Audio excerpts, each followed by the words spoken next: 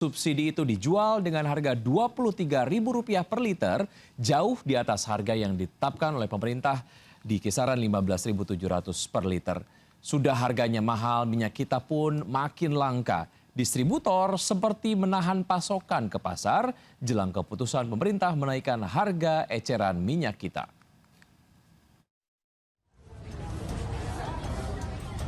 Sudah sebulan lebih minyak kita sulit didapatkan baik itu di pasar maupun toko kelontong dekat permukiman.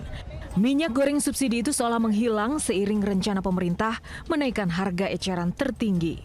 Kalaupun ada, harga minyak kita sudah melambung jauh di atas harga resmi Rp15.700 per liter. Seperti di Cibadak, Sukabumi, minyak kita dijual Rp23.000 per liter, padahal sebulan lalu masih sekitar Rp19.000 per liter. Nyari minyak kemasan minyak kita. Gimana, ada nggak? Nggak ada nih, tiap itu kios pada nggak ada, kosong ya. Kenapa ya?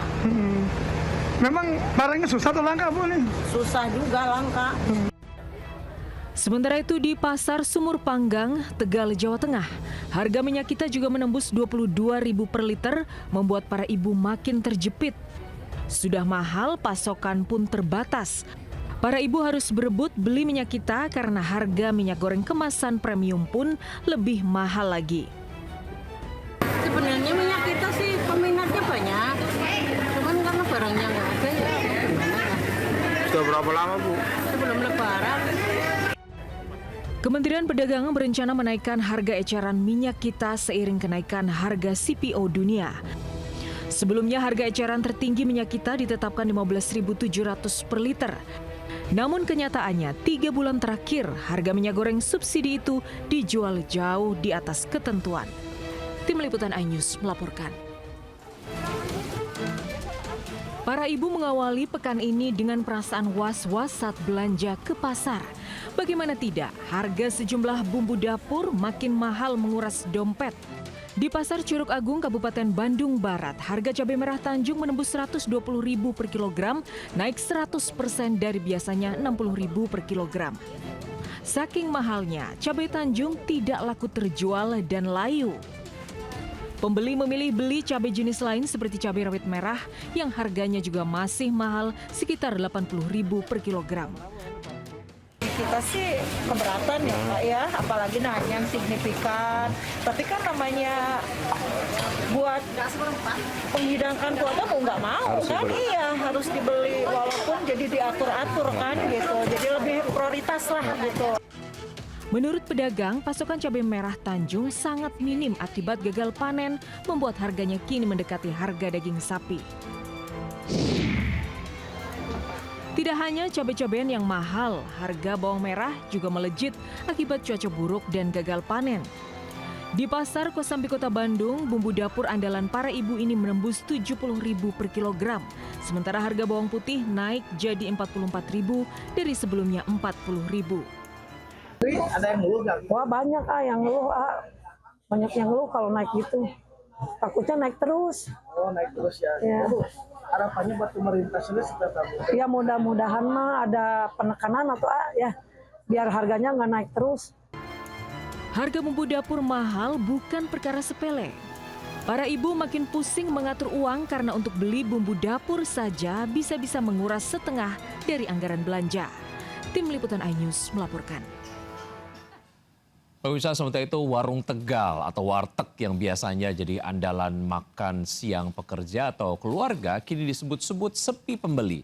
Bahkan pelanggan juga mulai hitung-hitungan beli lauk demi menghemat pengeluaran.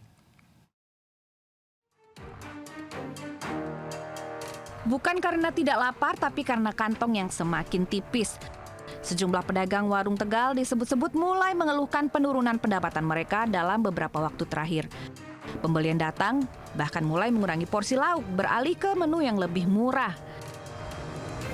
Fenomena ini akhirnya sampai juga ke Menteri Keuangan Purbaya Yudi Sadewa.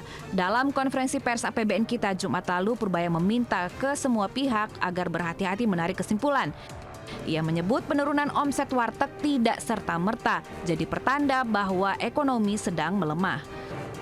Itu yang kita mesti hati-hati.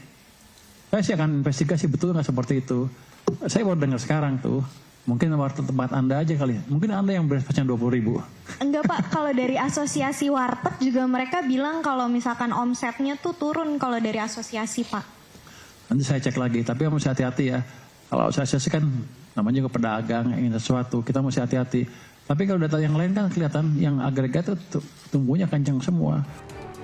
Namun demikian, Purbaya mengaku belum mendapat gambaran lengkap di lapangan. Ia berjanji akan turun langsung bahkan berencana untuk makan di warteg untuk melihat sendiri kondisi sesungguhnya.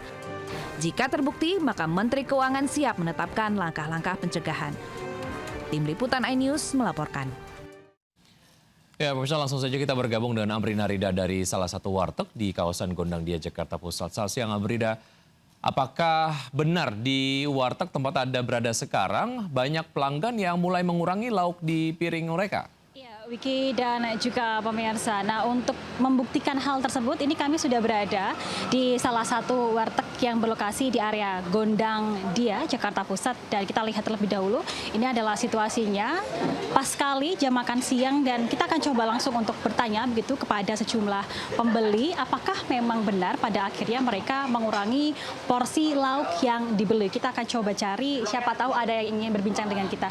Halo Mas, boleh minta waktunya sebentar? Mas, kalau boleh tahu namanya siapa Mas? Damar. Oke, Mas Damar minta waktunya sebentar. Ini kalau aku lihat tadi Mas Damar kan baru saja makan siang ya Mas ya.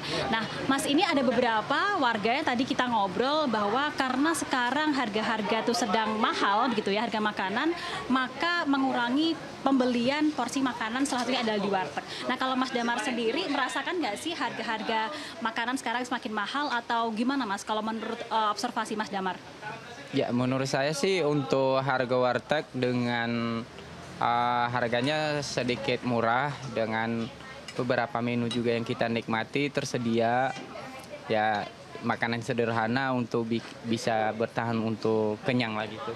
Mas, ini kan beberapa hari terakhir dolar tuh lagi naik Mas, mungkin Masnya udah tahu gitu. Nah, katanya membuat harga-harga lauk-lauk tuh juga semakin sedikit mahal gitu. Kalau dari Mas Damar sendiri merasakan juga nggak harga warteg sekarang semakin mahal atau sama aja Mas?